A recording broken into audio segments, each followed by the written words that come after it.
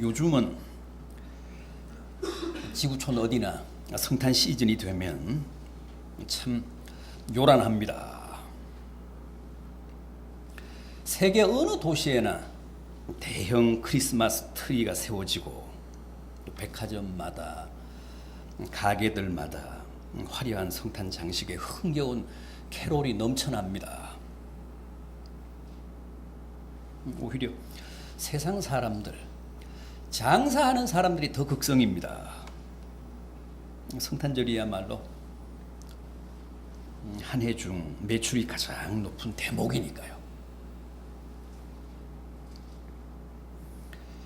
그러나 잘 아시는 대로 2012년 전 첫 성탄 때는 그렇지가 않았습니다. 너무 쓸쓸했고 초라했고 외로웠습니다.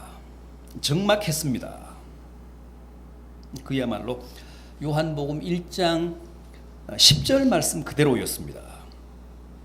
세상이 그로 말미암아 지은 바 되었으되 그를 알지 못하였고 그가 자기 땅에 오매 자기 백성이 영접지 아니하였더라. 주님이 이 세상을 창조하시고 자기가 창조하신 이 땅에 친히 오셨는데도 아무도 알아보는 사람이 없었고 아무도 주님의 성탄을 반기지 않았다는 겁니다.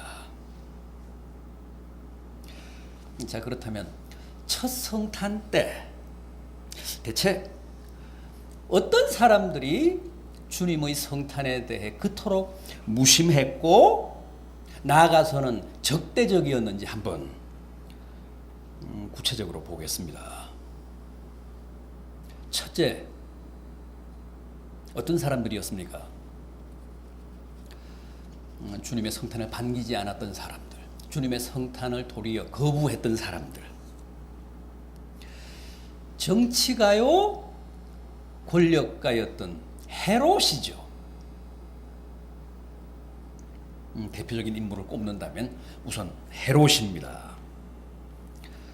제가 소개해드린 본문 1절, 2절 한번 다시 보십시오. 헤롯 왕 때에 예수께서 유대 베들레헴에서 나심에 동방으로부터 박사들이 예루살렘에 이르러 말하되 유대인의 왕으로 나신 이가 어디 계시냐? 우리가 동방에서 그의 별을 보고 그에게 경배하러 왔노라. 헤롯은 주님의 첫 성탄 때 유대를 지배하던 왕이었습니다. 그런데 어느 날 저 외국 동방, 지금 이란, 페르시아로부터 세 사람의 박사들이 와서 유대인의 왕으로 나신 이가 어디 계시냐? 우리가 별을 관찰해 보니까 틀림없이 유대 땅에서 태어나시기는 했는데 어디 계시냐? 우리가 가서 우리가 경배하기를 원한다. 헤롯이 큰 충격을 먹었습니다. 아니, 자기가 유대의 왕인데 다시 왕이 태어났다고 하니까 얼마나 놀랐겠습니까? 7절과 8절도 보십시오. 이에 헤롯이 가만히 박사들을 불러 별이 나타난 때를 자세히 묻고 베들레헴으로 보내며 이르되 가서 아기에 대하여 자세히 알아보고 찾거든 내게 고하여 나도 가서 그에게 경배하게 하라. 여기 보면 헤롯이 박사들을 가만히 불렀다. 또 자세히 물었다. 또 8절을 보면 가서 자세히 알아보고 내게도 말해달라.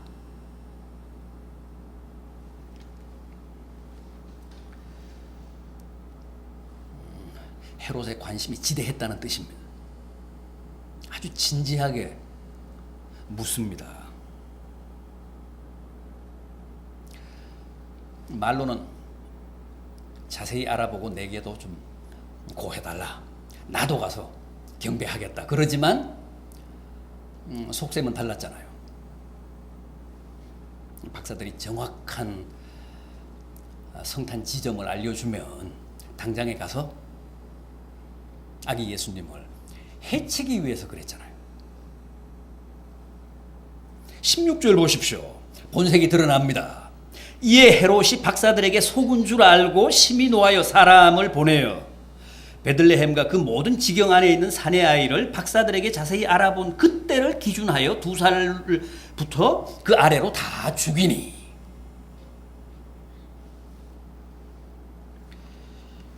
헤롯의 본색이 드러났습니다.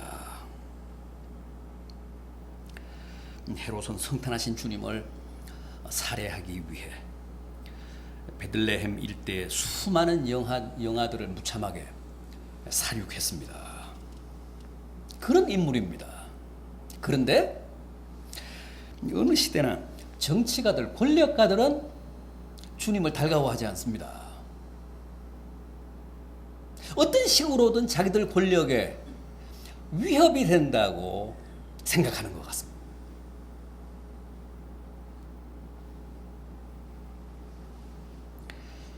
그래서 일단 경계하고 적대하지 절대 호의적이지 않습니다. 보십시오. 첫 성탄 때도 이렇게 주님을 해치려고 했는데 마지막에도 결국은 유대왕과 로마의 황제가 그들의 이름으로 주님을 십자가에 못 박잖아요.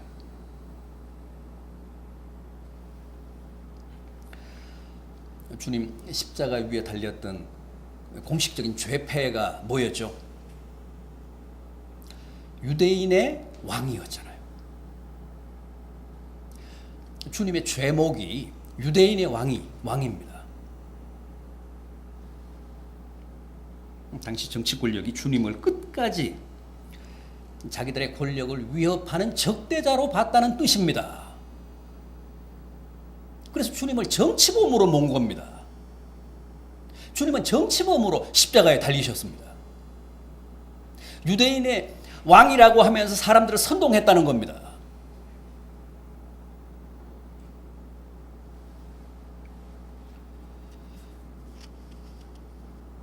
이렇듯 정치가들, 권력가들은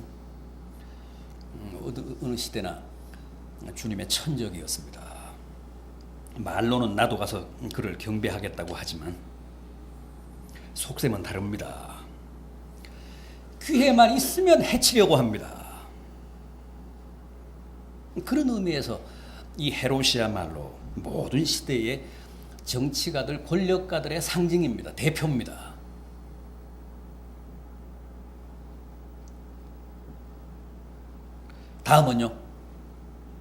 다음은 어떤 사람들, 어떤 세력들이 주님에 대해 적대적이었습니까? 주님의 성탄을 반기지 않고 오히려 거부했습니까?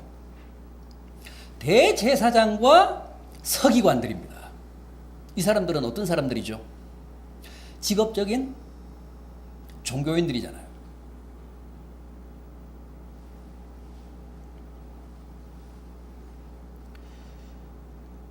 그러니까 이 사람들은 유대인들의 하나님 신앙을 돕는 사람들, 지도하는 사람들,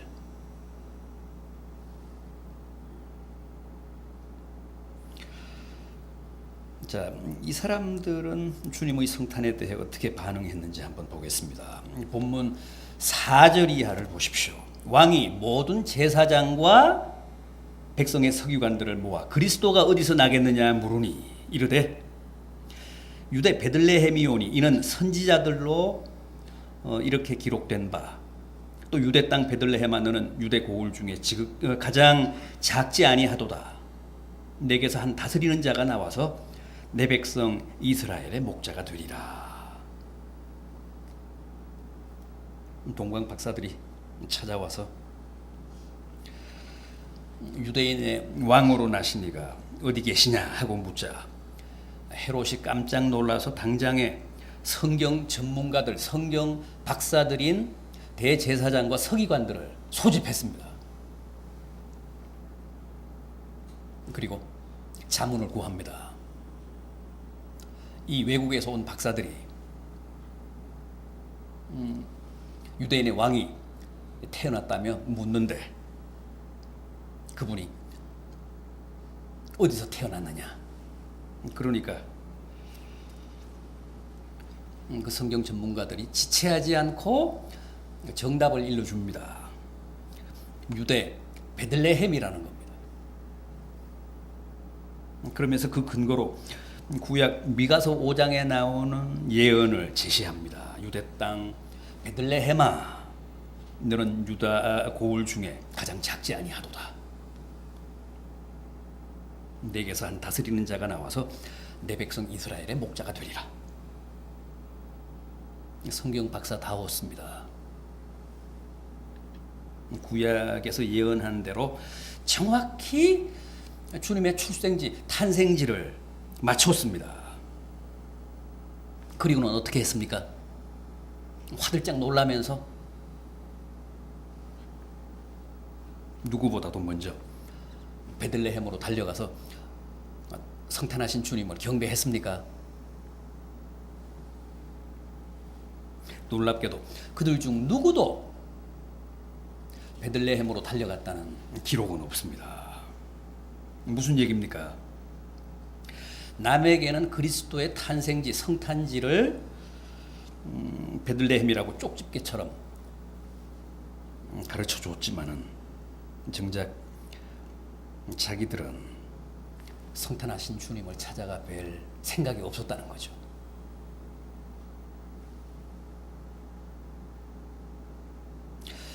그만큼 무서운 위선자들이었고 철저한 외식자들이었다는 겁니다. 직업적으로만 종교 생활을 한 겁니다. 신앙 생활을 한 겁니다. 직업적으로만 성경 전문가들이었습니다.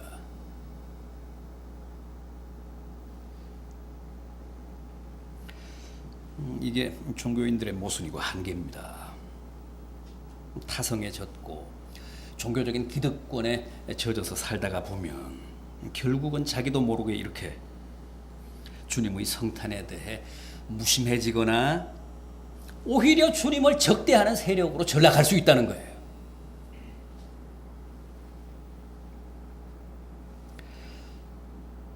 성경에 아무리 박식하면 뭐합니까?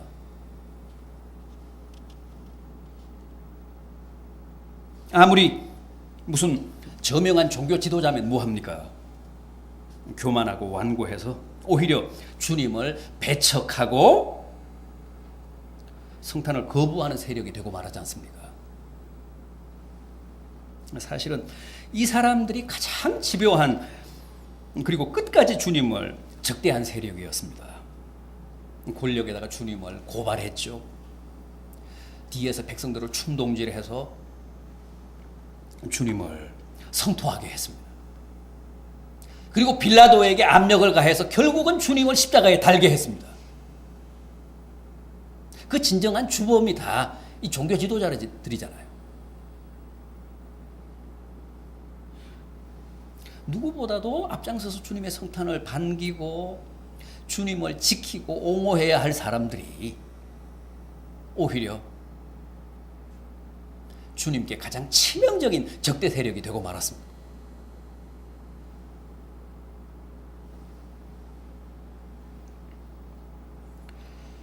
주님의 십자가는 종교가들과 정치가들이 야합해서 이루어낸 합작품이었습니다.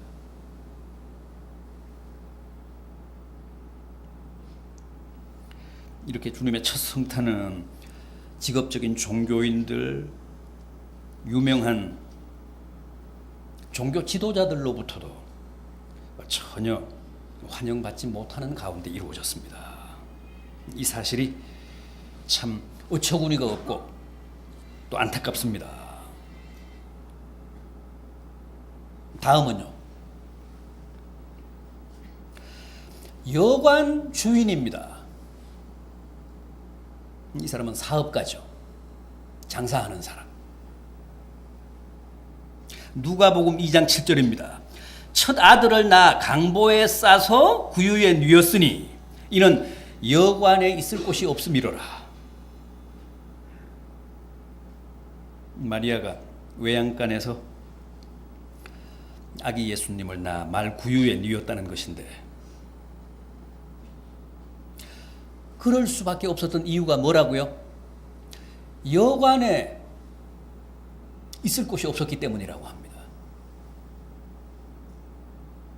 방이 다 찼다라는 말이라기보다는 너무 비쌌거나 웃돈을 얹어주지 않아서 방을 얻을 수 없다는 뜻이었습니다.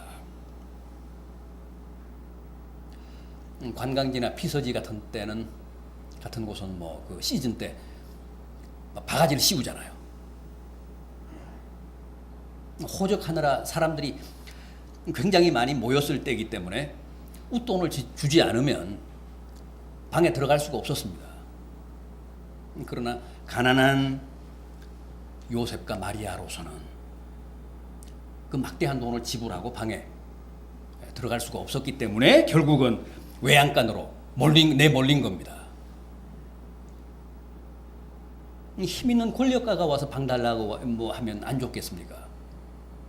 두둑하게 웃돈을 얹어주겠다고 했으면 방을 안 내놨겠습니까? 결국 여관집 주인은 돈벌이에 급급해서 자기 집까지 찾아온 주님을 문전박대한 겁니다. 외양간으로 내몬 겁니다. 이 여관 주인은 모든 시대의 이 사업가들을 대표합니다. 요즘도 마찬가지입니다.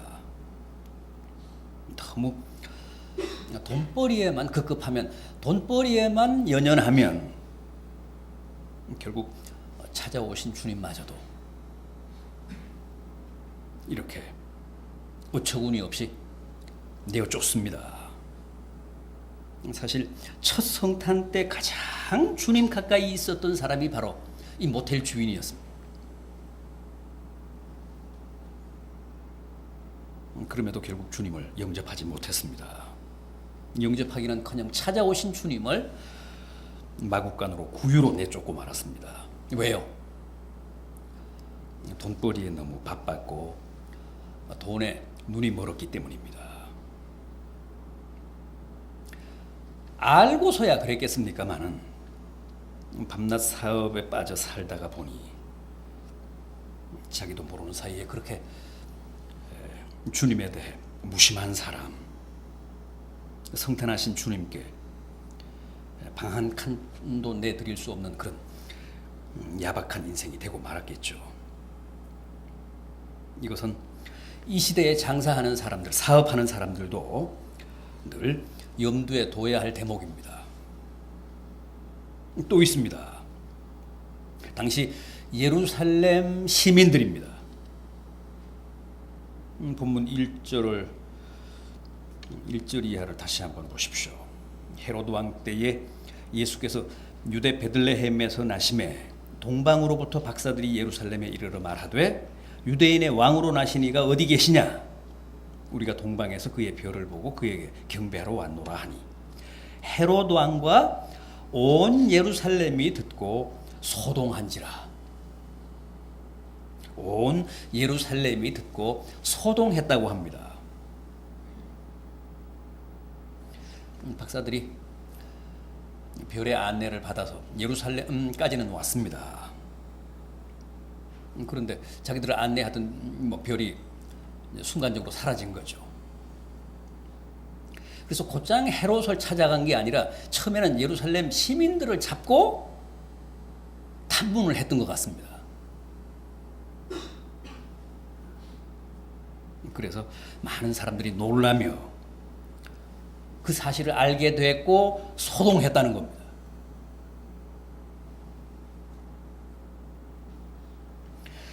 여러분, 당시 이 성탄에 관한 정보, 예루살렘 시민들도 접했습니다. 알았습니다. 입에서 입으로 그 사실이 전해졌습니다. 그런데도 보십시오. 그 가운데 누구도 불과 7km입니다. 예루살렘에서 베들레헴까지. 20km가 채 안 되잖아요. 20리가 채 안 되잖아요. 7km니까. 그럼에도 베들레헴까지 뛰어가서 주님의 그 성탄을 확인하고 축하한 예루살렘 시민은 없었습니다.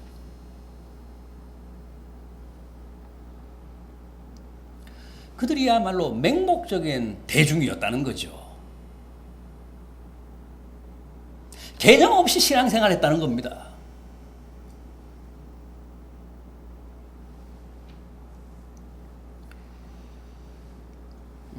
얼마나 리얼합니까?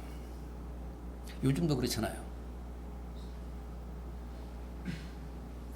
아까도 말씀을 드렸지만 성탄절이 되면, 성탄 시즌이 되면 지구촌이 한바탕 소동이잖아요.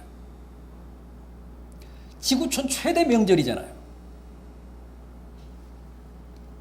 그러나 그 많은 사람들 중에, 그 소동을 일으키는 사람들 중에, 소동을 벌이는 사람들 중에 과연 몇이나 성탄하신 주님을 진심으로 반기며 경배하며 그 중심에 영접하겠습니까?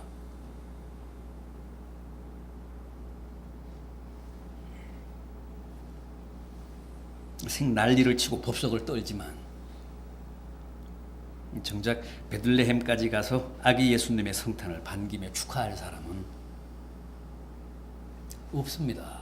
예나 지금이나 꼭 같습니다.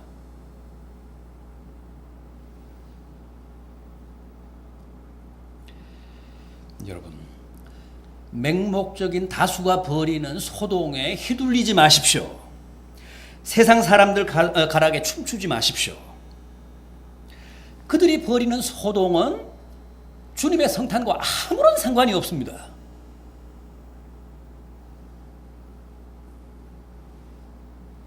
자, 그러니까 보십시오. 2012년 전 첫 성탄 때는 정치가, 종교가, 사업가, 예루살렘 온 시민들이 다 성탄에 대해 결코 우호적이지 않았습니다. 차라리 적대적이었습니다. 그런데 문제는 지금도 그게 크게 달라지지 않았다는 겁니다.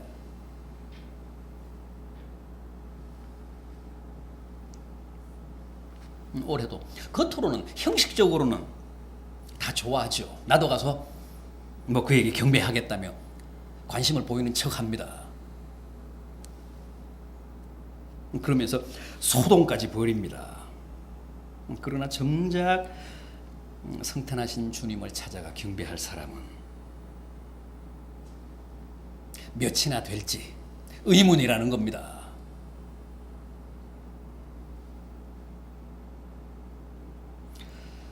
우리는 결코 그럴 수 없습니다. 우리는 더욱 자신을 비우고 더욱 철저히 자신을 내려놓으며 주님 맞을 채비에 최선을 다해야 합니다. 그래서 올해도 여러분의 심령마다, 여러분 가정마다 성탄의 큰 기쁨과 은혜가 충만하시기를 진심으로 기원합니다.